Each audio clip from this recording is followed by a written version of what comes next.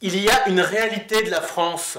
5,2 millions de personnes qui vivent de transferts sociaux, 3 millions de chômeurs. La balance ne penche pas de notre côté, mais de celui de cette France, dont vous sous-estimez l'aspect mal en point.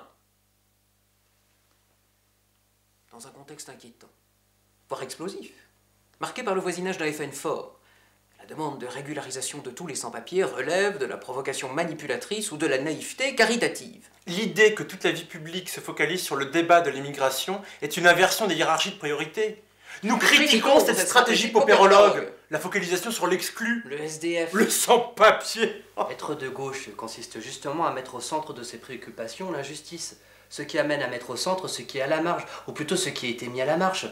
Les étrangers, les ouvriers, les chômeurs, les malades, les mendiants, les femmes, les homosexuels. Si demain les frontières sont ouvertes à tous les travailleurs du monde, les employeurs utiliseront la présence d'une main-d'œuvre surabondante pour faire baisser les salaires, licencier les salariés les plus coûteux et leur substituer une main-d'œuvre prête à être payée à n'importe quel prix. La défense des sans-papiers est un libéralisme qui s'ignore. Les angéliques vivent dans ce monde et pensent dans un autre sans le savoir. Ah, il est plaisant de voir des gens de gauche, même frottés de marxisme, plaider pour laisser le capital arbitrer la mise en concurrence de tous les systèmes sociaux sur toute la surface de la Terre. C'est difficile de trouver le juste équilibre.